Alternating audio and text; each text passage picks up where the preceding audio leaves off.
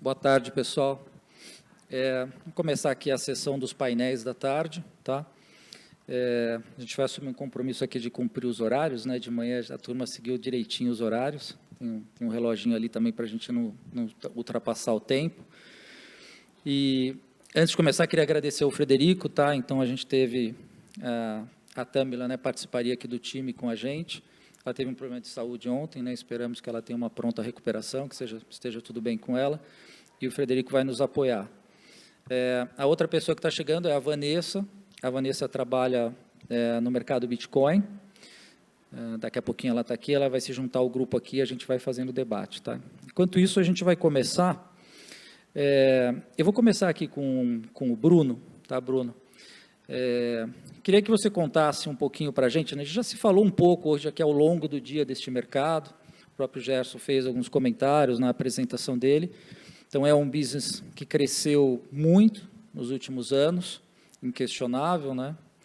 E aí, eu acho que para a gente começar o debate, era legal que a turma entendesse, na perspectiva regulatória, de onde a gente veio, onde a gente está hoje e onde a gente pode chegar. Quer dizer, qual é o processo evolutivo de construção regulatória para dar essa segurança na perspectiva de compliance para o mercado. Obrigado.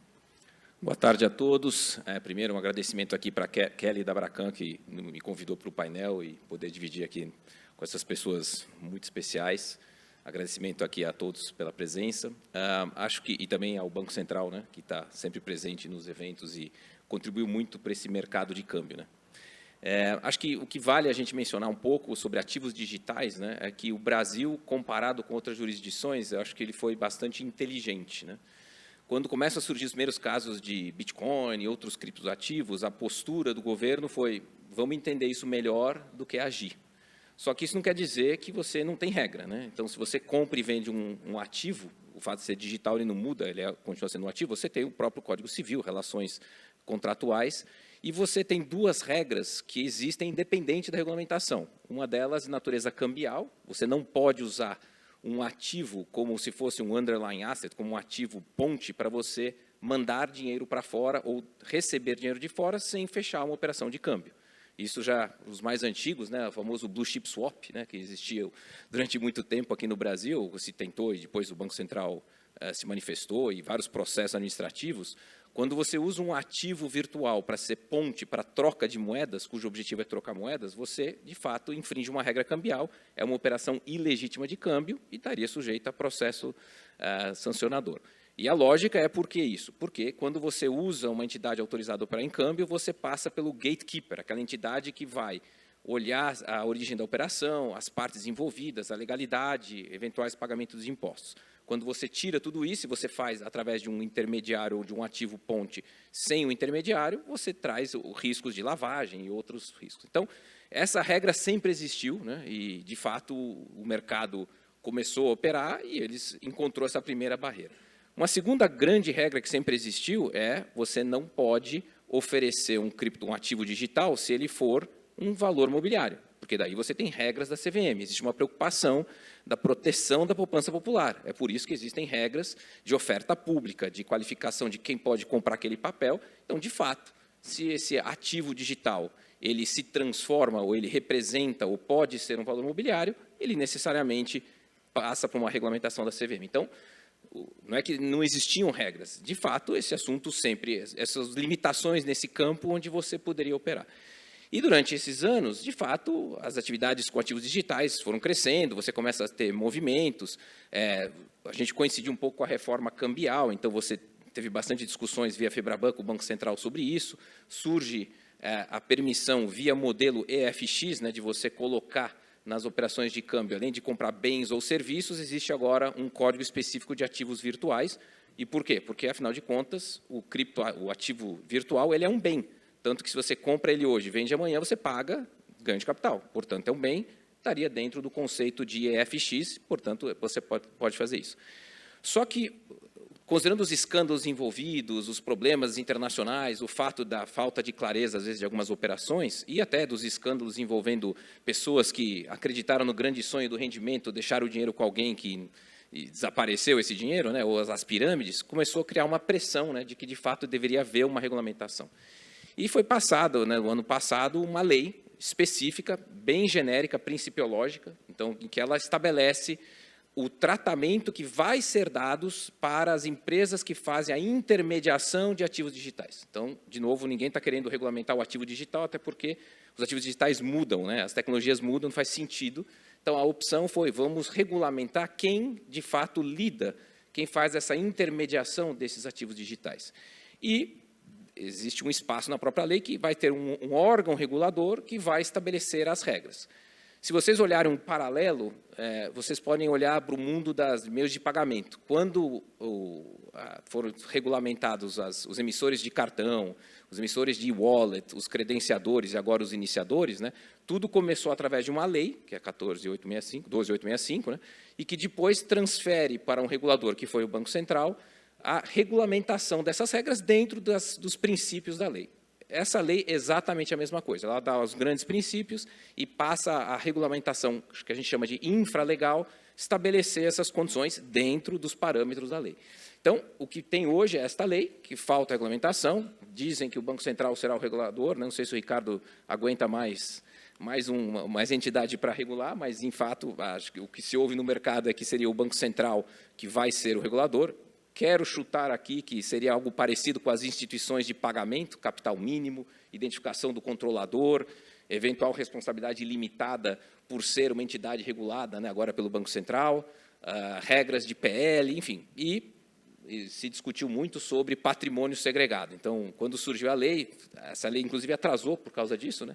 No Congresso existia uma discussão se esta lei não deveria, inclusive, transformar os ativos que são detidos por essas plataformas intermediários como patrimônio segregado. Ou seja, se essa entidade que faz intermediação quebra, este ativo que lá está, ela pertence a quem? A massa falida ou pertence às pessoas que compraram e deixaram em depósito esse ativo? E aí muito se discutiu.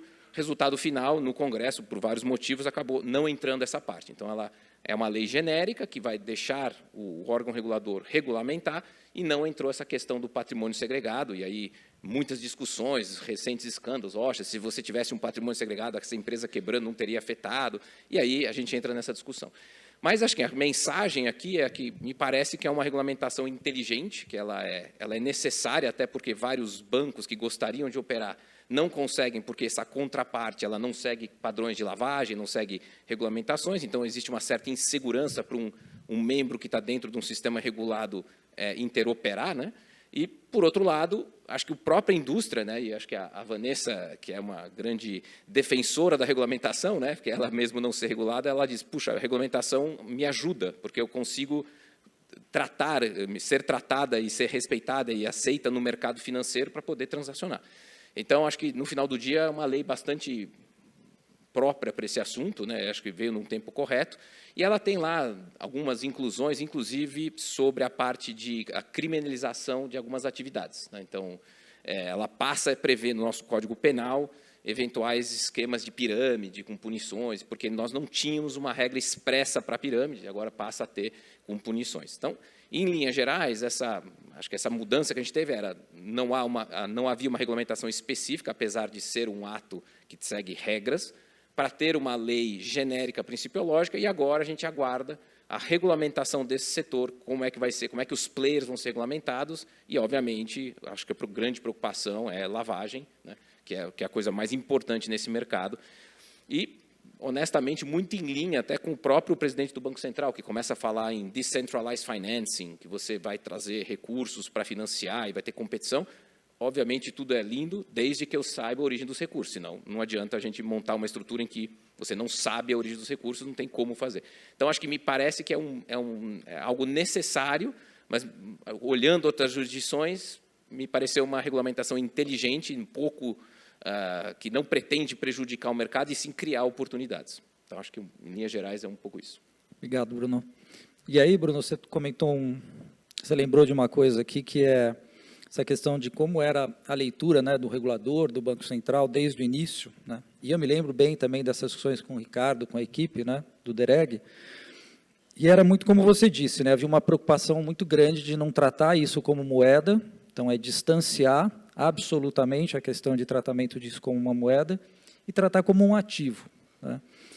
E uma leitura que eu tenho, uma opinião minha, é que, né, o mercado até o ano passado usava um código de finalidade, né, que ficava lá meio que era o próprio nome, não ajudava muito, né?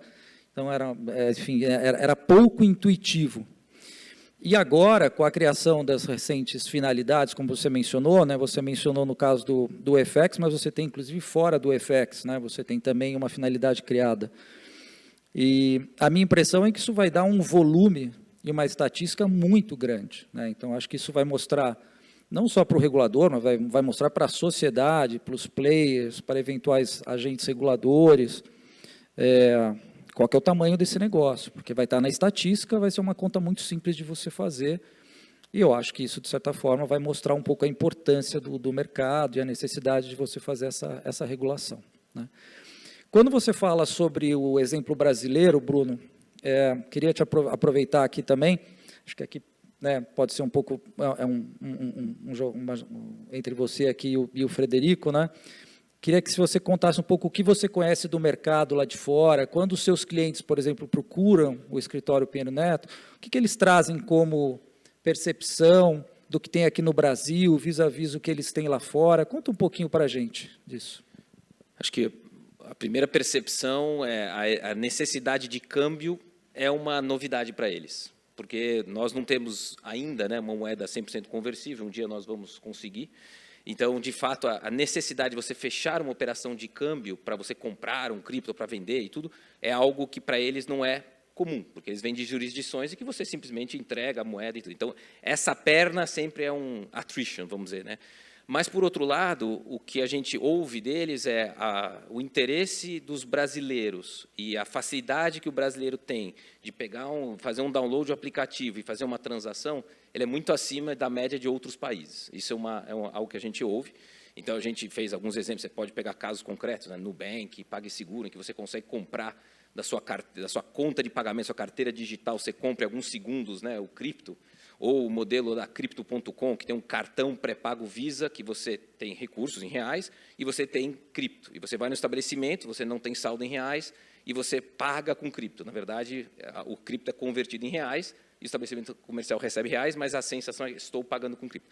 Esses movimentos, claramente, o brasileiro ele tem uma facilidade e um interesse muito maior de várias jurisdições. Então, acho que essa reação é muito clara.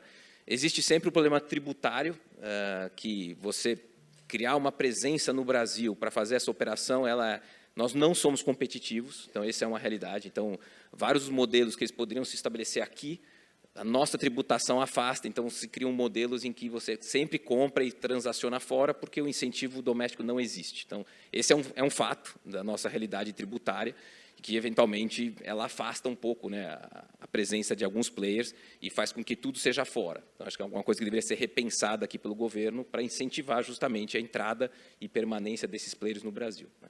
Então, acho que são essas duas diferenças que eu vejo.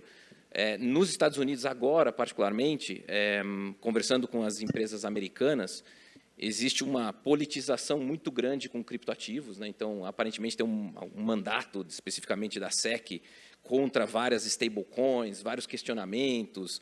O que a gente ouve, logicamente, é uma visão, né, unilateral, é que, por exemplo, teve um caso recente envolvendo, acho que era a Paxos com a stablecoin da Binance.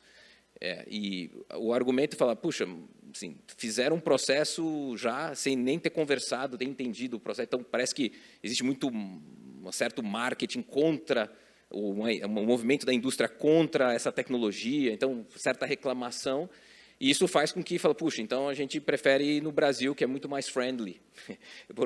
Então, por outro lado, você vê esse movimento, né, excessivo de regulação que ele afugenta os players que querem no mercado que seja mais justo, vamos chamar assim. Então, esses dois movimentos ficam claros também lá no escritório. Eu acho que, se não me engano, né, Bruno, recentemente, acho que essa discussão sobre esse case americano estava associada uma questão de necessidade de registro, de ser tratado como valor mobiliário, alguma coisa nessa linha, não é? Exato. Acho que alguém da SEC fez um questionamento, tal, que eu não sei se foi oficial ou não, mas...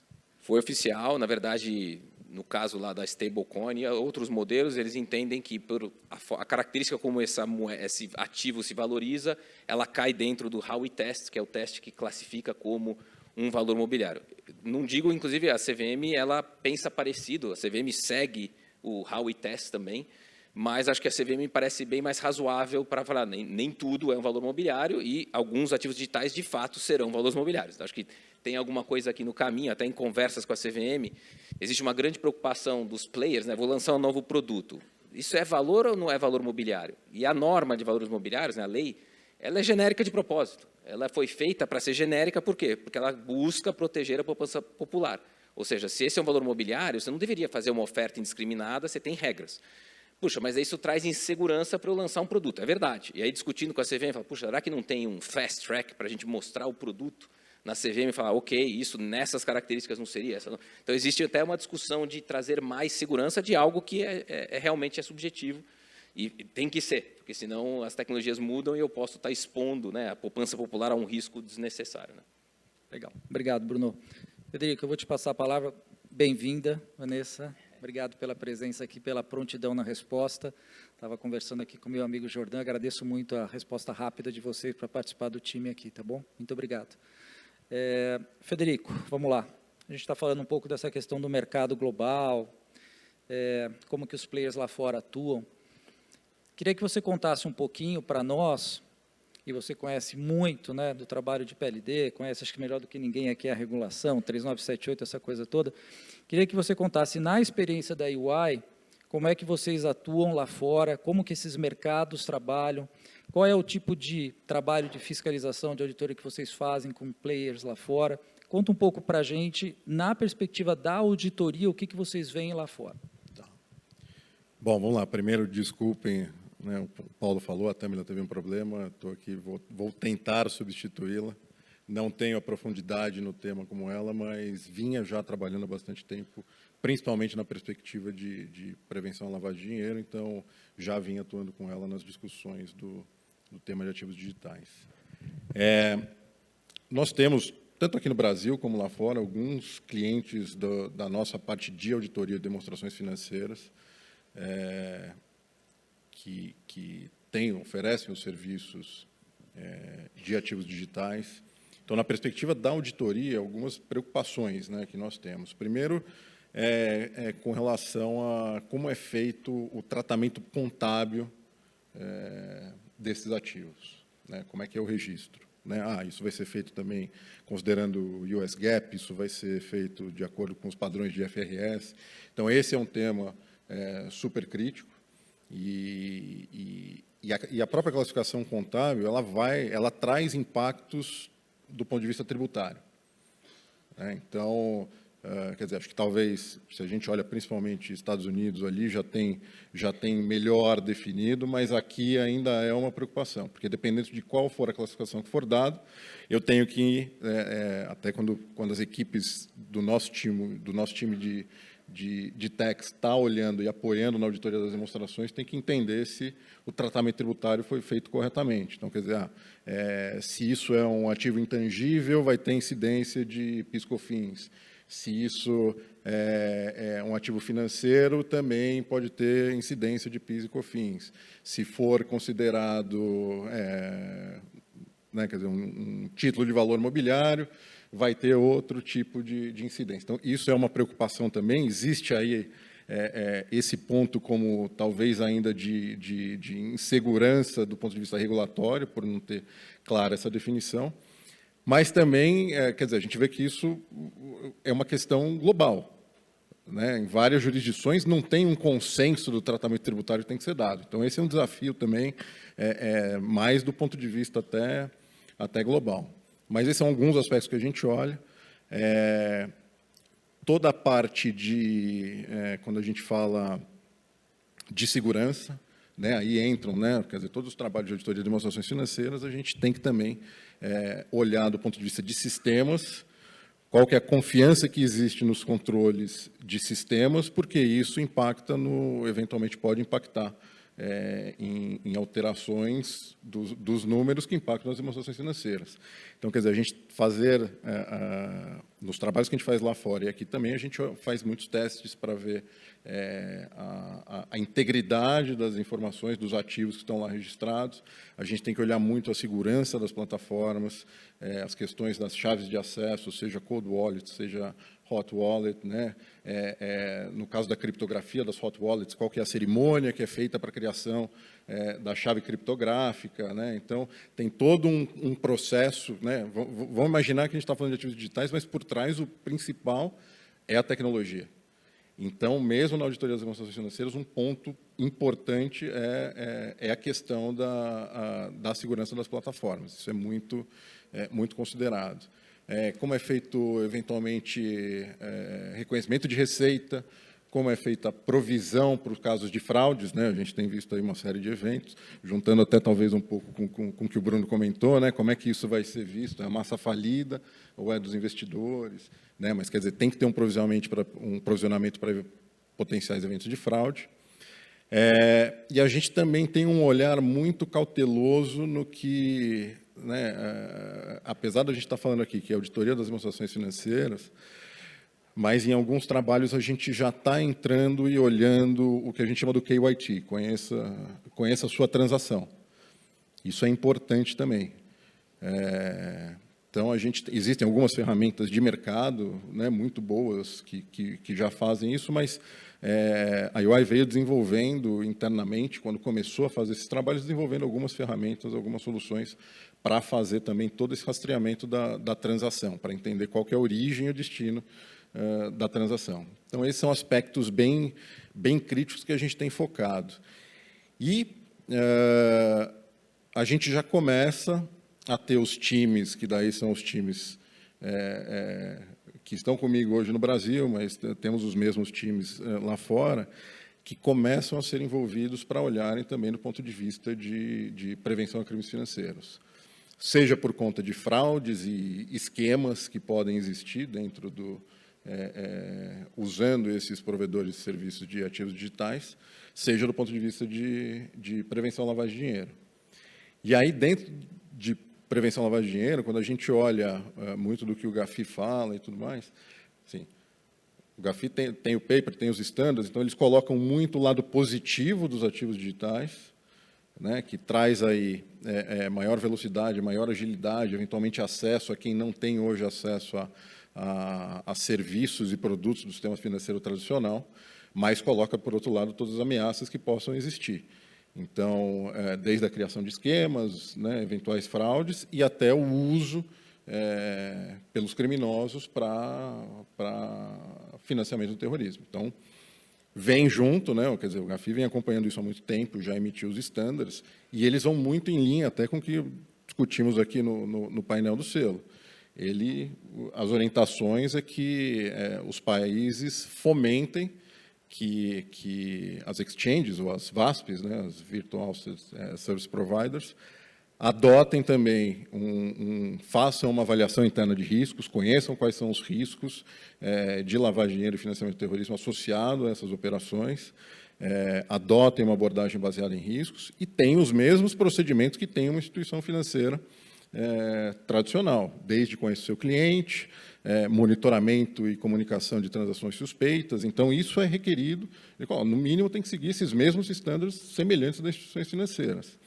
Então, seja nos clientes que a gente já está atuando lá fora, ou eventualmente aqui com auditoria das demonstrações, a gente já começa a ter esses times sendo envolvidos também nos trabalhos.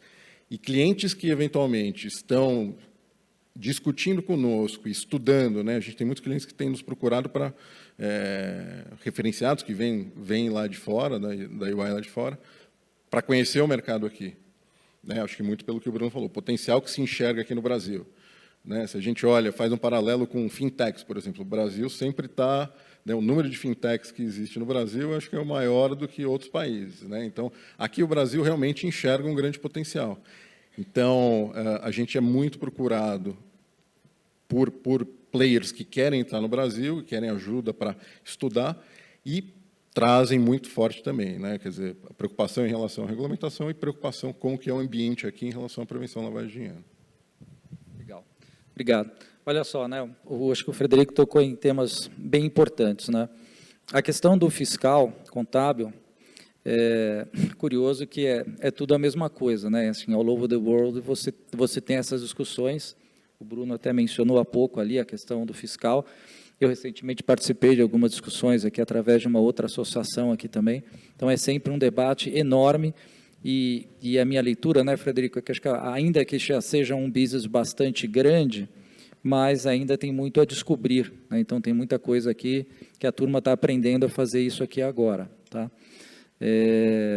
Acho que outra questão interessante que você falou, você mencionou a questão de segurança de dados, né, e tudo mais, a questão de infraestrutura, de tecnologia, e aí de PLD, né? Acho que a prevenção à lavagem de dinheiro e o financiamento ao terrorismo, eu acho que esse é um dos principais pontos de preocupação sobre a atuação no mercado. Tem gente que entra, tem gente que ainda não participa, então acho que esse é um ponto de atenção grande, e eu achei bacana o que você disse, né? Acho que no final lá fora vocês também já têm isso, já estão olhando, e existe uma experiência global de se preocupar e de métodos para isso. O que você disse do KYT, quem sabe é um negócio que a gente vai trazer para cá, enfim, é um negócio que pode ajudar muito nessa questão da rastreabilidade, que acho que é sempre uma preocupação do regulador para essas operações. Frederico, você vê algum país que você olha e você diz assim, puxa, esse país ele é uma referência, as práticas já estão mais desenvolvidas, ou está basicamente quase que todo mundo na mesma página? Eu acho que, né, a gente tem dois cenários, né? Primeiro, aqueles que eventualmente já se posicionaram qual que é o entendimento de classificação de um ativo digital, e aí já determinou, né, qual que é a natureza dele. E aí esses, eu acho que já evoluíram mais em algumas definições regulatórias. Outros que ainda estão, né, e acho que aqui a gente está mais ou menos nesse caminho, ainda não está batido o martelo qual que é o critério, como que vai ser classificado o ativo digital. Então, estamos ainda no movimento, como o Bruno falou, tem uma lei genérica, né, mas definições ainda que vão acontecer, e a partir desta lei genérica e as definições que vão acontecer, aí consegue ter o infralegal mais detalhado e direcionando aspectos contábeis, fiscais e tudo mais. Então, acho que tem esses dois, acho que esses dois mundos. Talvez se a gente olhar, né, do que eu tenho acompanhado mais com a Tâmila, né, a gente sempre, nossas principais referências em serviços financeiros na UI é sempre Estados Unidos e UK. Então, eu acho que são dois, né, cada um foi mais ou menos por um caminho, né, em definir os ativos digitais, como é que seriam classificados, mas acho que os dois são talvez os que estão caminhando mais rapidamente em ter isso muito bem definido. Do ponto de vista de prevenção à lavagem de dinheiro, acho que Estados Unidos ainda segue sendo a referência, né, do ponto de vista de prevenção à lavagem de dinheiro e os avanços em relação aos ativos digitais. Legal, bacana, obrigado. Muito bem. Acho que outra coisa que você mencionou, que eu lembrei agora também, que eu acho que é legal, é essa procura, né? O Bruno, eu sei que eu converso muito com ele lá no escritório, então os clientes, a procura, e o mesmo você mencionou, de clientes que procuram vocês, eu acho que é legal essa coisa de você, do nível de preocupação das pessoas que operam corretamente, né? Então, quer dizer, quem quer entrar no business e quem quer fazer do jeito direitinho e quer ampliar o escopo de atuação no Brasil, onde quer que seja, ele vai estar sempre preocupado em entender, conversar com o advogado, conversar com o seu auditor para entender o que está certo, o que não está e como que ele pode atuar. Acho que essa é uma questão bastante boa. E aí, já que a gente está falando disso, Lial, chegou a sua vez aqui agora, eu vou te passar a palavra. Eu queria que a gente, né, Lial, discutia um pouco, nas prévias que a gente faz aqui do painel, a gente falava assim, poxa, mitos e verdades, né, um pouco do comentário que a gente fez, né? Muitas vezes você tem alguns eventos que acontecem, são fatos midiáticos, que acabam machucando o setor, né? E aí, muitas vezes, é uma questão de desmistificar, né? E, de novo, essa coisa de você operar com os melhores players, com quem faz tudo direitinho e tudo mais. E, para isso, a regulação ela é boa, ela vai controlar, vai monitorar, enfim, um pouco do que a gente está discutindo hoje aqui durante o dia. Queria que você, agora, em linhas gerais, um pouquinho, contasse um pouco de, na perspectiva aí do COAF, de tudo que vocês veem ali no dia a dia, tudo, como é que vocês veem esse mercado de ativos virtuais, por favor. Obrigado. Ok, Paulo, obrigado. Boa tarde a todos. Primeiro, rapidamente, agradecer mais uma vez, Kelly, aí pelo convite aí para participar de mais esse evento. Parabenizar a todos, especialmente as mulheres pelo dia de hoje, né? Parabéns especial. Bruno e Federico, acho que já abordaram, né, de forma bem sintética aí o momento, né, que o Brasil observa em relação aos criptoativos e aos negociadores de criptoativos, os VASPs ou PSAV, como vierem a ser denominados. Desde o início, né, toda a temática que é trazida, toda nova temática que é trazida ao Brasil, né, através de projetos de lei, iniciativas de toda a ordem, na nossa visão, na visão da unidade de inteligência financeira, ela sempre se foca, né, ela sempre se volta às questões relacionadas à prevenção, ou seja, o que dentro das 40 recomendações seria aplicável àquele tipo de negócio, e a 15 trata especificamente da questão das chamadas novas tecnologias, onde a gente entende que os criptoativos se inserem, se incluem. E, inclusive, teve uma revisão recente, exatamente pela preocupação, né, e pela tomada, vamos dizer assim, internacional da existência do lançamento e da negociação do chamado criptoativo, e importante o que você destacou, diferenciar criptomoeda de criptoativo. Acho que isso já está assentado e consagrado, embora o Banco Central esteja lançando já, fazendo um ensaio do real digital, mas, enfim, vai ter um tratamento específico, creio. Então, nossa preocupação é sempre de avaliar e de interferir tanto nas questões envolvendo o próprio projeto de lei, como na regulamentação, independentemente do órgão que venha a ser o responsável por tratar daquele ativo, de acompanhar e se assegurar de que, na regulamentação, todas as questões trazidas pelo GAFI estejam sendo observadas. Isso porque, como vocês sabem, já se comentou aqui, nós estamos num processo da quarta rodada de avaliação mútua, né? Segunda-feira iniciamos, como já bem sumarizado aqui pelo Valdemir, né, a visita em situ dos avaliadores. Iniciamos esse trabalho em setembro, com o primeiro questionário, em novembro, em julho, um face-to-face em Paris e, provavelmente, em outubro de 2023, agora, a conclusão do processo. E toda a nossa preocupação é exatamente demonstrar o quão, né, todos os negócios, todos os serviços, todas as atividades relacionadas à prevenção à lavagem de dinheiro estão alinhadas ou não, ou quão estão alinhadas ou desalinhadas, eventualmente, às 40 recomendações do GAFI. Então, o que a gente vislumbra, né, a partir da legislação aprovada no final do ano passado, onde nós, né, participamos ativamente das discussões com o próprio relator, o deputado Expedito, se não me engano, né, da oportunidade ou não, e ali no fim do ano, alguns acontecimentos, né, negativos, como você destacou, envolvendo a negociação de criptoativo, não ajudou muito, vamos dizer assim, o avançar da discussão. Claro que, né, a cada semana uma novidade é trazida ao país e, né, se esquece do escândalo anterior e um novo se apresenta e todas as preocupações, toda a mídia se volta a esse novo e aí volta a ter um ambiente razoavelmente tranquilo para você, né, discutir, debater o assunto. Acredito que a legislação que foi trazida nesse primeiro momento já deu uma primeira referência, vamos dizer assim, ao mercado, né, não regulado ainda, né, infelizmente, e aí entra a questão também, tem que regular, não tem que regular, é sempre um debate, né, da livre iniciativa, mas a gente entende e acredita que para tanto os ofertantes do serviço como para os adquirentes do serviço de criptoativo, a regulamentação é o melhor caminho, porque dá segurança para os dois lados, entendemos nós.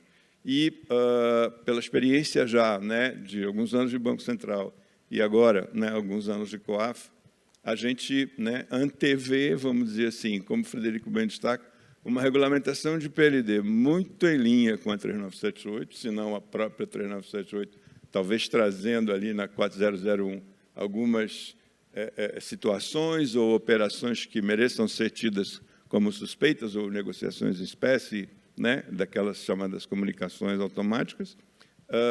A CVM entrando em alguma dimensão, quando qualificado, né, o criptoativo como um valor mobiliário, até pela sua própria competência, já tem, inclusive, se manifestado com mais tranquilidade em relação a isso, embora no início, né, o próprio projeto de lei já trouxesse que a CVM não teria nenhum envolvimento com esse assunto, mas já, me parece, né, houve uma percepção mais adequada dessa situação e, sim, né, provavelmente, né, ou lançamentos ou coisas que o valham, a CVM vai se envolver.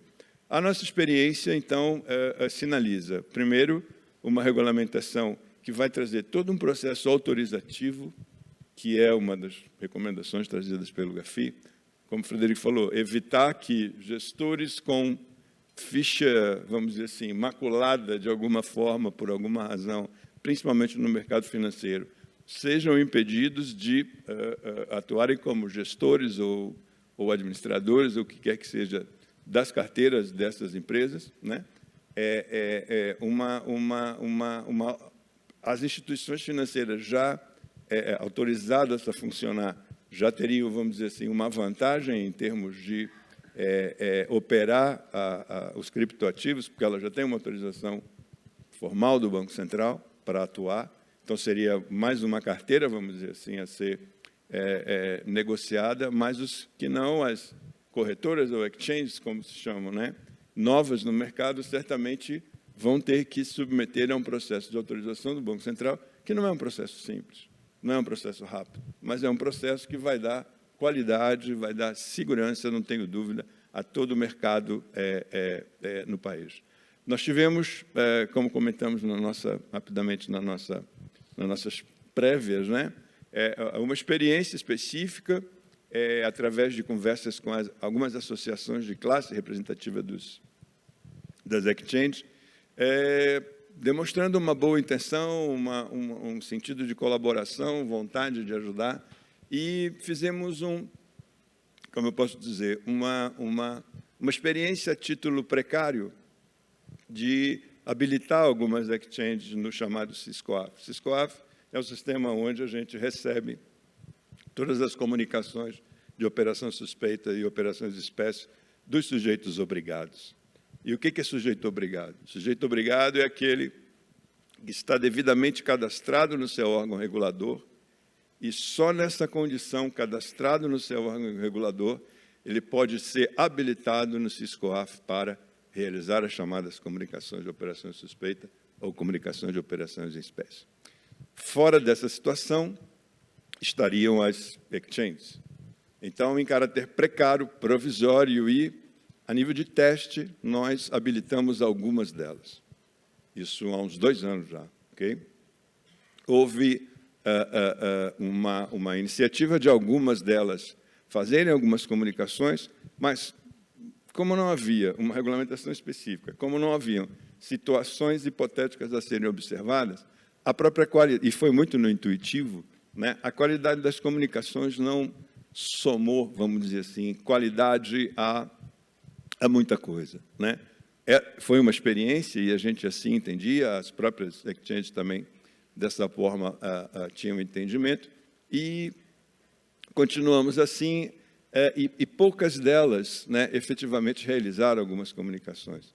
E, para nossa surpresa, no decorrer da discussão do projeto de lei, houve a inclusão, não tem o registro da origem dessa inclusão, que dizia que as exchanges que estivessem já cadastradas, o que não era o caso, mas o que se entendeu estivessem já habilitadas no SysCoaf, já teriam que ser consideradas como previamente autorizadas. Isso nos causou uma certa reação imediata, diz, como assim? Nós estamos fazendo aqui um teste, né, a título precário, a título experimental, e alguém, volto a dizer, não sei, não tem a origem disso, mas já queria aproveitar essa situação para se ver à frente de outras tantas, que, por razões que não saberia dizer, não se interessaram por fazer isso.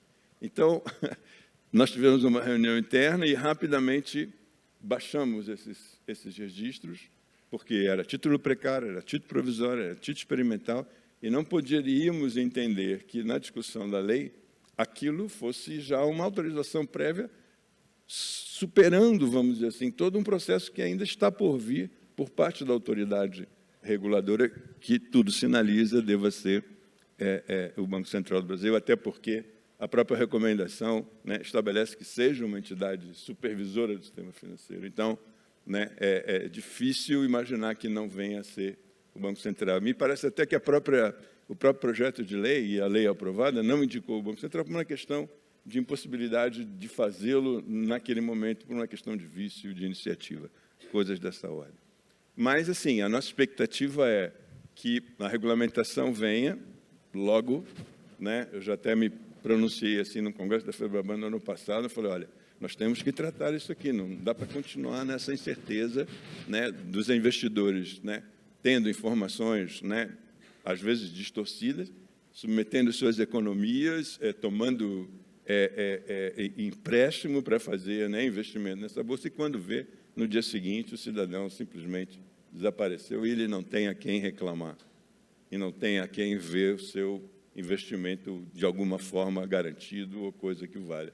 Então, a regulamentação, em resumo, é necessário, sim, quanto mais rápida, melhor, quanto mais alinhadas as recomendações do GAFI, né, frente aos avaliadores e ao próprio mercado internacional, positivo. Questões de câmbio também, me parece, né, já estariam resolvidas, porque não vai ser nada diferente do que uma operação de câmbio de remessa ou de ingresso, e só a negociação do criptoativo mesmo é que seria a grande novidade, e, diferentemente de outros países que já vedaram ou proibiram o tipo de negociação, aqui não. Aqui, né, acho que o mercado brasileiro, pela própria história, é um mercado muito rico, muito ativo, muito desenvolvido, e, por isso, atrai, né, investidores do planeta todo. E eu acho que a gente tem que oferecer e tem que dar essa garantia do bom negócio, do negócio seguro, e que a autoridade, de alguma forma, tenha o domínio, o controle de quanto aquilo interfere na economia em geral. É isso.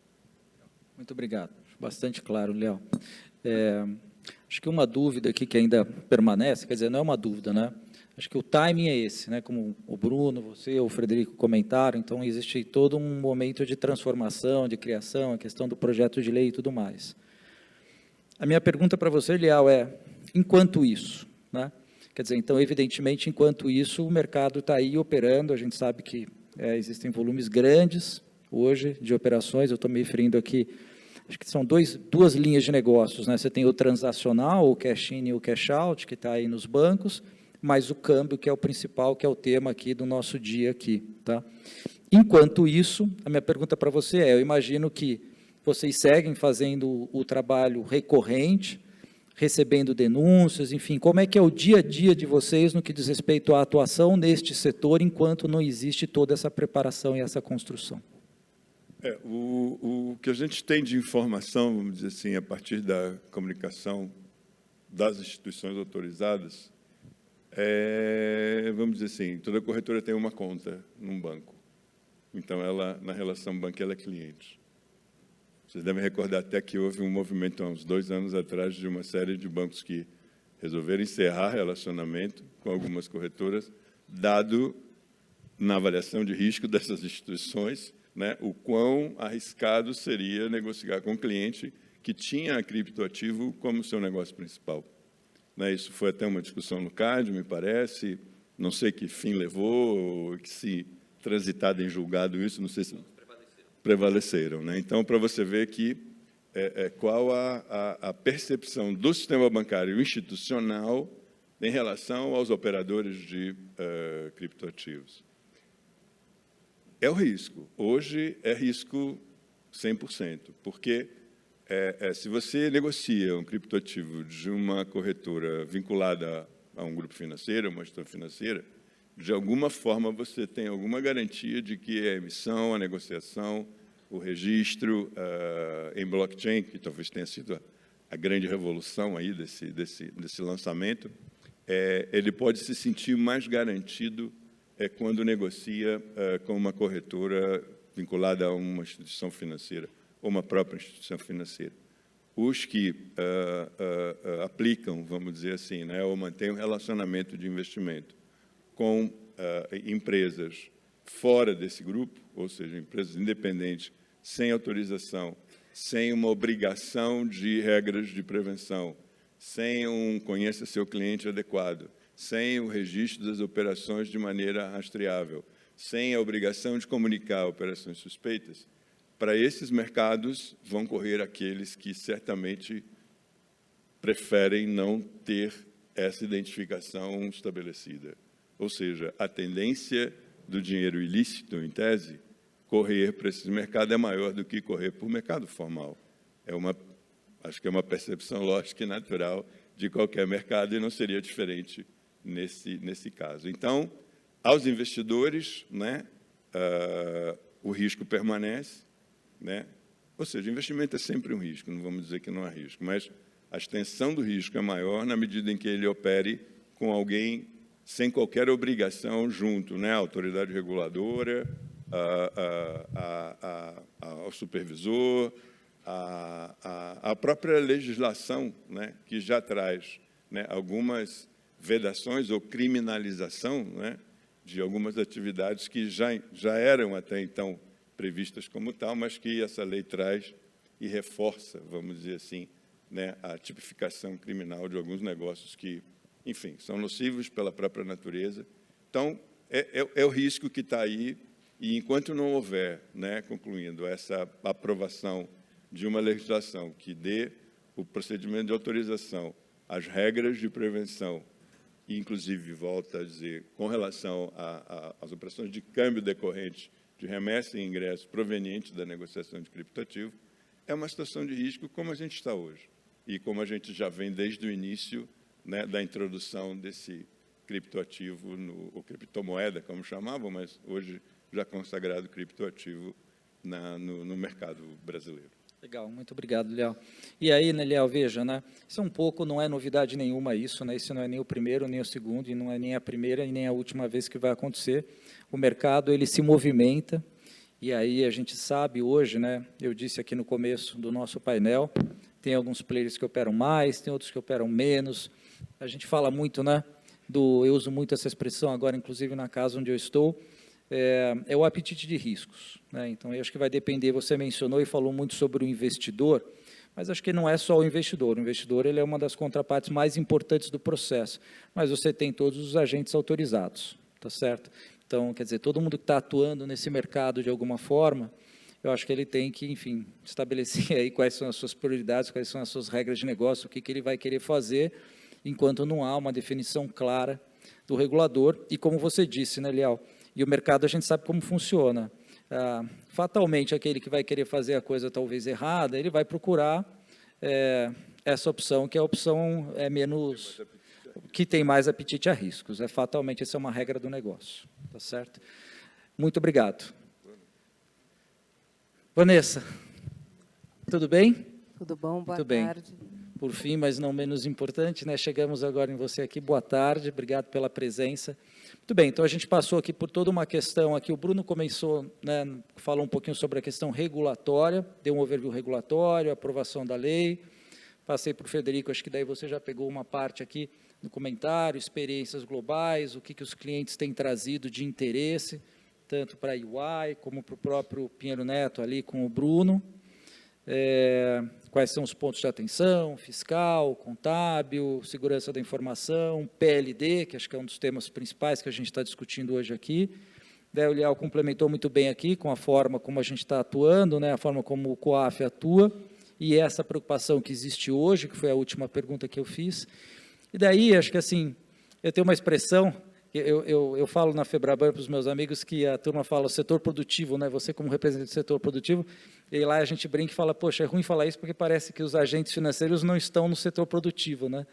Mas, enfim, como representante de um setor que atua diretamente nesse business, eu queria te ouvir um pouco sobre tudo que você ouviu aqui, e acho que propositalmente a gente te deixou aqui para o final, para você contar a experiência do negócio, qual é o modelo de negócio, quais são as preocupações, como funciona o processo de onboarding, os controles de quantidade, a relação que vocês estabelecem com os clientes, que tipo de monitoramento e identificação do cliente para assegurar que o mercado e a forma como vocês atuam é uma forma segura. Obrigado. Joia. Bom, boa tarde. Primeiro, me desculpo aqui por ter me juntado ao painel um pouco atrasada por sobreposição de compromissos, mas, enfim, cheguei a tempo de escutar a fala do Bruno e a fala de todos os demais. É importante essa contribuição final e trazer um olhar do ponto de vista prático, né? Como é a operação de uma exchange como o mercado Bitcoin, parte do grupo 2TM que eu represento aqui, na prática, né, tirando os mitos e como funciona efetivamente essa operação.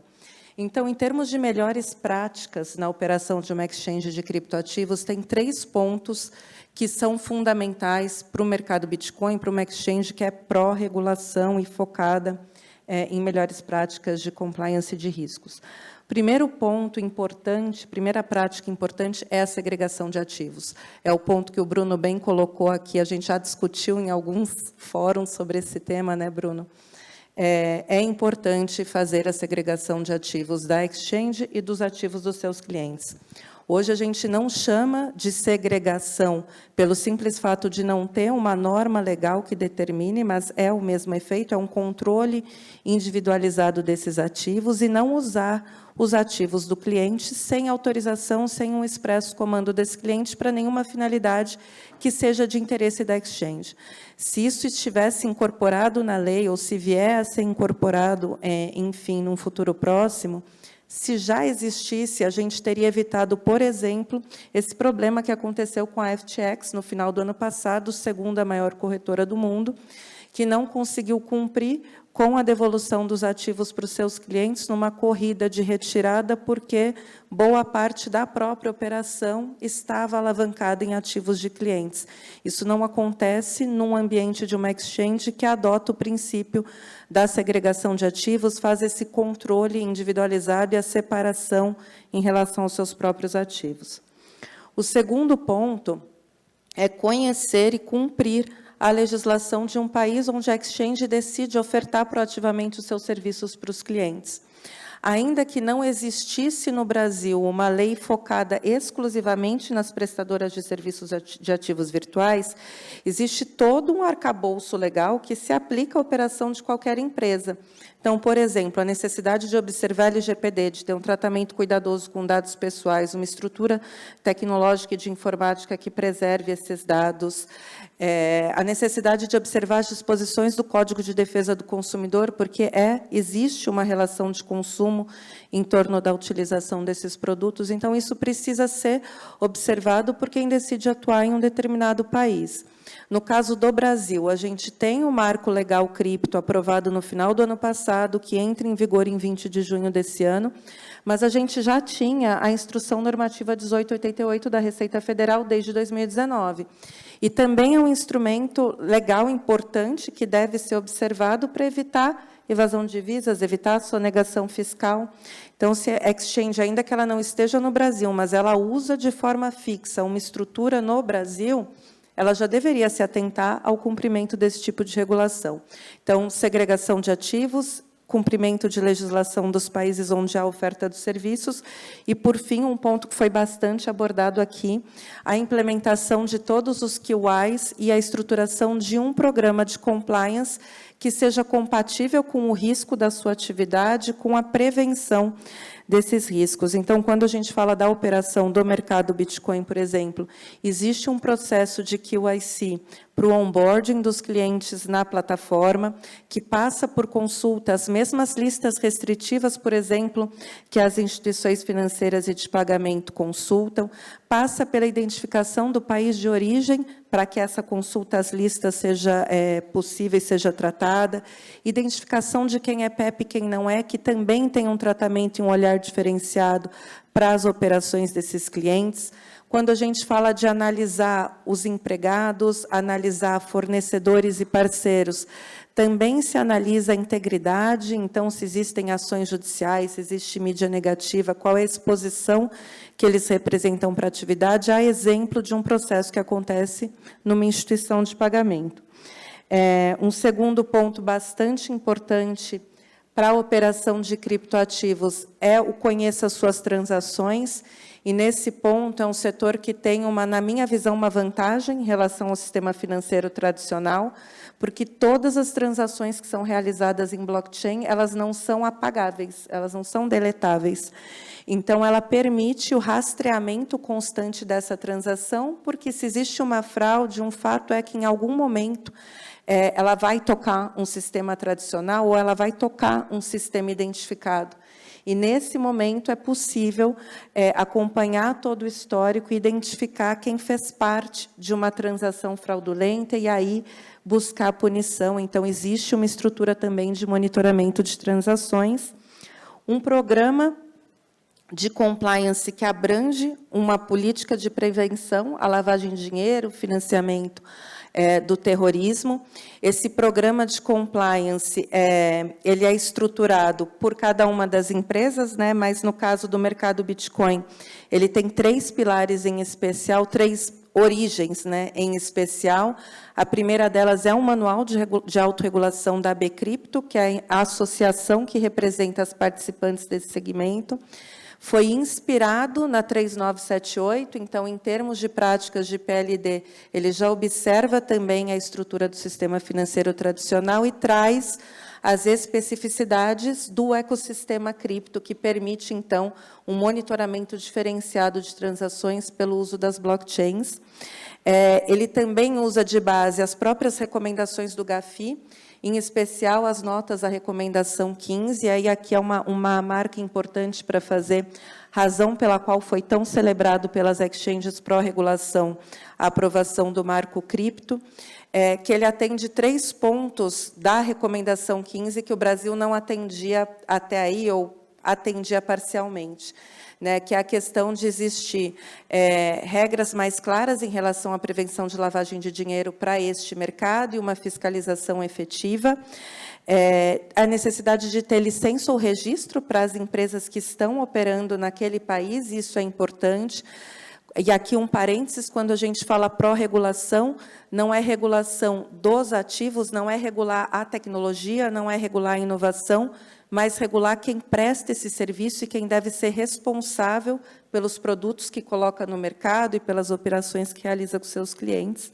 Então, que exista esse registro para os prestadores desses serviços e a abordagem baseada em risco, né, que é um ponto que as exchanges já vêm implementando gradualmente, ainda que não tivessem obrigação de fazer, e que consta da recomendação 15 e consta também, é um dos princípios orientadores ali do marco cripto. Dentro do programa de PLD em especial, então, ele tem também alguns pilares que são fundamentos para a execução desse programa. O primeiro deles é o que eu comentei aqui, de ter um processo, todos os QIs implementados, QIC, QIP, QII, QIS, QIT, então, que a gente consiga identificar quem são os clientes, quem são os beneficiários das transações, fazer análise de integridade adequadas, e ter um tratamento baseado, né, no risco que cada um desses clientes representa para a exchange ou representa para o ecossistema. Um segundo pilar é fazer análise, né, das transações e ter um monitoramento contínuo, que é feito baseado em regras sistêmicas e analíticas. Um exemplo de regras analíticas são modelos já construídos pela exchange, né, no caso do mercado Bitcoin, que já tem 10 anos de atuação no mercado brasileiro. A gente já conseguiu aprender, ao longo dos anos, alguns comportamentos que, quando a gente identifica, representam, por exemplo, pirâmides financeiras. Então, nesse caso, a gente já consegue rodar um modelo analítico que identifica esse tipo de estruturação para prevenir transações nesse modelo de atuação, e isso independe do valor, independe das partes envolvidas, é um modelo sem nenhum julgamento pré-concebido em relação a essas características. E, por fim, uma estrutura de governança bem desenhada, com a definição de primeira, segunda e terceira linhas de defesas, que é o modelo que a gente atua, de 3 linhas de defesas, com políticas e procedimentos bem estabelecidos, treinamento de colaboradores, operação de canal de denúncias para recepção de denúncias relacionadas à fraude ou mesmo de comportamentos internos, operado por um terceiro, é importante garantir a independência, e um comitê de PLD para tratar eventuais casos de fraude, enfim, assuntos relacionados e que possam ensejar algum tipo de risco.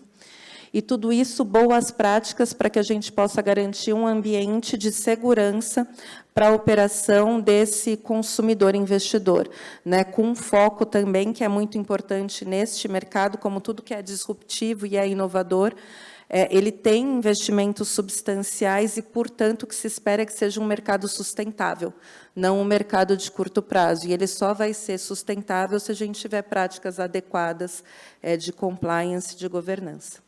Então... Vanessa, muito obrigado. Sua resposta foi muito completa. Eu acho que você cobriu absolutamente tudo, né? A preocupação, e eu tenho certeza de que grande parte das pessoas que estão aqui hoje, se não todos, ficaram muito felizes de ouvir o que você contou aqui. Eu acho que são esses mecanismos todos de controle, de monitoramento da operação que a gente precisa ter, e que não é nada diferente do que tudo que está acontecendo no mercado de câmbio, né? A tal da supervisão baseada em riscos, como você disse, o Risk-Based Approach, são os agentes autorizados a aprenderem a se relacionar com os clientes de uma forma diferente, em que eles têm que olhar ali a transação, mas é muito mais do que a transação, tá certo? É olhar o que aquele cliente faz no dia a dia. E eu acho que aí aqui a gente tem uma convergência, digamos assim, de tudo o que você contou aqui, com o que a gente já vem enfrentando e atravessando no mercado de câmbio, né? Acho que não existe uma divergência, os pontos são bastante comuns. Muito obrigado. Esperando ansiosamente agora pela regulação, né? Acho que é isso. Nós também. Então, tá bom. Pessoal, pontualmente ali, ó, meu reloginho zerou. Eu não sei, já estamos com o vermelhinho aqui, cumprindo o prometido. Eu não sei se a gente vai ter espaço para perguntas, enfim, eu não sei. Não. Então, eu queria encerrar aqui, queria agradecer a presença dos meus amigos aqui, agradecer a Kelly, Varanda, Fernanda, toda a equipe da Abracan, né? Os eventos são sempre muito legais de participar.